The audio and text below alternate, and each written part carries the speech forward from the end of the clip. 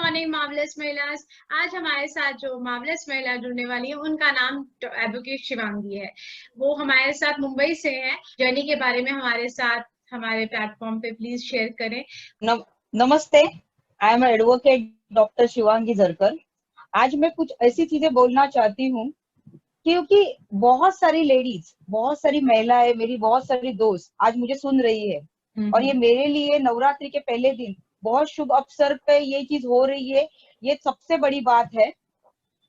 Ma'am, पहले मुझे ये बोलना है कि जैसे ही मेरी एजुकेशन के बारे में मैं बात करती हूँ, बेसिकली आई एम इंजीनियर। देखिए, बहुत सारी मेरी दोस्त यहाँ है जो प्रोफेशनल है, कुछ महिलाएं हैं जो वर्क फ्रॉम होम कर रही है, कुछ जो ऐसी है जो हाउस वाइफ कर रही है। करियर हर किसी के लाइफ में बहुत इंपॉर्टेंट है। मैंने भी अपनी करियर की शुरुआत बी से की थी। Basically I am engineer. मैं जॉब कर रही थी एक एमएनसी में, अच्छी खासी सैलरी मिल रही थी, लेकिन मुझे खुद का कुछ करना था। मुझे एजुकेशन सीरीज में आना था, तो I started my own company as name Azure technology. मेरी दोस्त है मेघा सांगले, उनके साथ मिलके मैंने खुद की कंपनी शुरू की। जैसे ही शुरू की तो हमें तरक्की मिलती गई, लेकिन तरक्की मिलते समय जो एक एक क्लाइंट हम जमा कर रहे थे, जो हम प्रेजेंटेशन दे रहे थे, उस वक्त सबसे बड़ी दिक्कत ये थी कि एक्चुअली हम दोनों भी महिलाएं थी। तो बहुत सारे लोगों को ऐसे होता है कि महिलाएं ज्यादा बिजनेस नहीं कर पाती, उनको फैमिली रिस्पॉन्सिबिलिटी बहुत ज्यादा रहती है। मैं भी ये डिसकंटिन्यू कर दिया तो इन्होंने।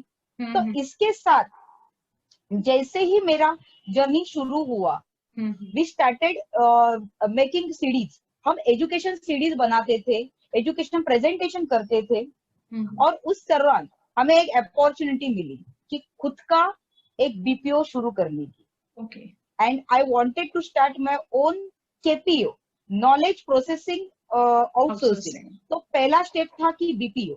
तो बीपीओ से शुरुआत हो गई। अच्छा खासा एजुकेशन था।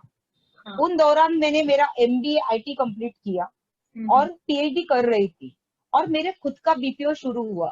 हमारे यहाँ नियर अबाउट 25 से ज्यादा लोग जॉब पे थे, और ऐसा कुछ प्रॉब्लम हुआ कि जिसमें हमारा जो पेमेंट आता है बाहर के कंट्री से, वो आया ही नहीं। और मैं 20 लाख से, बोलते ना, 20 लाख के लॉस में चली गई। पूरा कंपनी खत्म हो गया। मैंने खुद के जेब से पैसा डाला। I didn't get any legal help. जो भी था एडवोकेट, जो जितने भी लीगल कंसल्टेंट थे, उन्होंने उनकी फीस ले ली, लेकिन मुझे लीगल रेमेडी नहीं मिली। और that day I decide I will come in advocacy. मुझे एडवोकेट बनना है। मुझे ऐसे लोगों के केसेस लड़ने हैं जिनको बहुत सारे प्रॉब्लम होते हैं, और मैंने जर्नी शुरू की मेरी एडवोकेसी की। लेकिन मेरा सबसे बड़ी मेरी दिक्कत ये थी कि मेरा बैकग्राउंड था साइंस बैकग्राउंड, ऊपर से इंजीनियरिंग और लॉ का, दोनों का कुछ भी मेल नहीं होता। एक टेक्निकल बैकग्राउंड है और एक टोटली लॉजिकल बैकग्राउंड, और टोटली अलग। मोस्टली लोग क्या करते हैं, बीए करके, बीकॉम करके एलएलबी करते, but I was a person जो टोटली, बोलते ना, गंगा उल्टे दिशा से बह रही थी मेरी टोटली। बहुत सारी दिक्कतें आ रही थी स्टडी करने के समय, क्योंकि हर कॉन्सेप्ट मुझे नए वे से सीखना था। और उस वक्त बहुत सारे जो एलएलबी फ्रेंड्स है, उन्होंने भी हेल्प की मुझे, और मैंने खुद का एलएलबी कंप्लीट किया and I started practising. Now I am doing my advocacy, specially for civil के मैटर्स में हैंडल करती हूँ, एज वेल एज मेरी जो खूबी है, जो बिजनेस में है, कॉर्पोरेट लॉ में है, जिसमें महिलाओं को, बहुत सारे जो दोस्त है, एंटरप्रेन्योर्स है, उनको मैं हेल्प करती हूँ स्टार्टअप, फ्रेंचाइजी के लिए, और उनको लीगल फ्रेम देती हूँ, टोटल लीगल नॉर्म्स बताती हूँ। जिस वजह से मैं फंसी थी, मेरा पैसा नहीं आया, लेकिन मैं चाहती हूँ कि बाकी लोगों को मैं हेल्प करूँ। चैलेंज हमारे साथ शेयर करना चाहेंगे इस प्लेटफॉर्म पे, जो कि आपको लगता है कि आपको काफी कुछ सिखा के गया? मैम, ऐसे तो सारे चैलेंजेस मेरे दोस्त है, क्योंकि हर चीज मुझे नहीं सिखा के गए हैं। बहुत सारे लोग ऐसे आए, बहुत सारे लोगों के ऊपर ट्रस्ट किया, लेकिन उसमें भी फेल्योर हो जाते हैं हम लोग। बहुत बार ऐसे होता है कि हम लोग सोचते अलग है, लेकिन कुछ बोल सकते हैं हम लोग कि अभी जैसे सपोज कोविड आ गया, तो बहुत सारी चीजें थी, बहुत सारे प्रोजेक्ट है, वो होल्ड पे है। लेकिन अभी एक चैलेंज में अभी रिसेंटली जो मुझे फेस हुआ, जो मैं बताना चाहती हूँ, एज ए एडवोकेट मैं लोगों के केसेस हैंडल करती हूँ, बाकी लोगों को सपोर्ट करती हूँ, लेकिन मेरे खुद के साथ एक वीक पहले एक इंसिडेंस हो गया। मुझे एक लिंक आई अच्छा। फोन पे द्वारा नोटिफिकेशन में, ओके। और जिसमें बताया गया था कि पॉइंट रीडिंग होंगे आपके, जो आप अच्छा। ट्रांजैक्शन कर रहे हो उसमें आपके पॉइंट रीडिंग होंगे, और मैंने वो लिंक क्लिक कर दी और अच्छा। मेरे अकाउंट से बोलते ना फ्रॉडुलेंट वे से पैसे चले गए। तो नियर अबाउट अप्रोक्सीमेटली 40,000 मैंने लॉस कर दिया। But I am fighting for my money.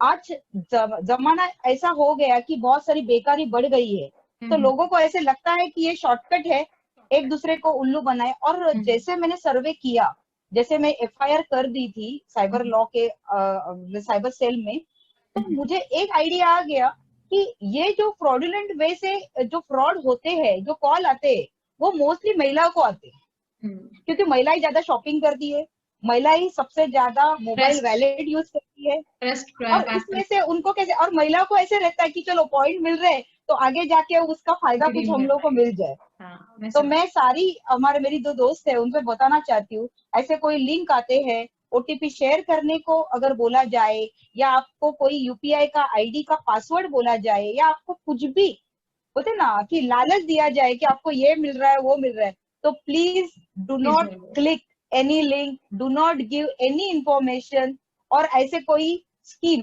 और या स्कैंडल में ना फंसे, क्योंकि इसमें लीगल रेमेडी पड़ती है। और बहुत बार ऐसे हो जाता है कि अभी मेरा अमाउंट थोड़ा बड़ा है 40,000, लेकिन 4-5 हजार के लिए कोई जाता भी नहीं पुलिस स्टेशन एफआईआर करने के लिए, हाँ, मैं समझ सकती हूँ। प्रेफर भी नहीं करता। वो बोलता है कि लीगल प्रोसीजर इतना बड़ा है तो कौन करेगा। हाँ, लीगल हैसल बहुत है। और आप तो खुद एक एडवोकेट है। मेरे स्टार्टिंग जब मैंने शुरू की थी जर्नी, तो आई वॉज इन इंफोसिस, मैं इंफोसिस कंपनी में थी। अच्छा। तो उस वक्त से आज तक सुधा मूर्ति मेरी सबसे बड़ी इंस्पिरेशन है। मैं उनके जैसे ही बनना चाहती हूँ। बोलते ना, सिंपल लिविंग हाई थिंकिंग, जो करो वो सोशल एंटरप्रेन्योरशिप में करो, लोगों का भला करो। लोगों का भला जब करते हो, जब आप दुनिया से हटके कुछ चीजें लोगों के लिए करना चाहते हो, तो ऑटोमेटिकली आपके पास सब अच्छी चीजें आना शुरू हो जाती है। और जो भी मुश्किलें होती है, जो भी मुश्किलें मैंने सफर की है, ये जो भी मुश्किलें बाकी लोग भी सफर करते हैं, तो मैं ये बोलना चाहती हूँ, वो मुश्किलें आपके दोस्त है, वो आपको बताते हैं कौन आपके साथ है। आपका टेस्ट है, टेस्टिंग टाइम है वो। अगर आप उस टेस्ट से गुजर जाते हो, वो अगर आप पड़ाव पार कर लेते हो, तो आप डेफिनेटली लाइफ में कुछ कर पाओगे। पैसा जाना आना ओके, लेकिन आप अपना कर्म करते रहो। आपका अगर उद्देश्य सही है, आपका गोल अगर अच्छा है, आप में दृढ़ निश्चय है, आपको उतना विश्वास है, तो आप डेफिनेटली आगे बढ़ोगे। Amazing ma'am. आपकी कोई एक्सपेक्टेशन है सोसाइटी से जो आप हमारे साथ शेयर करना चाहेंगी? मैं एक ही चीज बोलना चाहती हूँ यहाँ कि gender should not be divisible factor. आज हमारा ऐसा होता है कि बहुत बार, अभी आप अगर बात करो, हमारी एडवोकेसी बात करो, या एंटरप्रेन्योरशिप की बात करो, सोशल वर्क की बात करो, कौन से भी फील्ड की बात करो, तो मोस्टली प्रेफरेंस हमेशा मेल को दिया जाता है। अगर हमारे एडवोकेसी की बात करो, तो मे बी अभी आप सक्सेसफुल एडवोकेट देखोगे, तो उस कंपेयर में फीमेल जो सक्सेसफुल एडवोकेट है वो बहुत कम है। सॉलिसिटर हो, जजेस हो, या कोई भी फील्ड, जुडिशियरी में बहुत कम लोग हैं जो सक्सेसफुल वुमन है और वो एक्चुअली एडवोकेसी कर रही है। क्योंकि किधर ना किधर तो फैमिली वाइज, सोसाइटी वाइज एक बॉर्डरेशन आ जाता है, या लिमिटेशन आ जाता है कि ये लड़की ये नहीं कर पाएगी, ये लड़की ये नहीं कर सकती।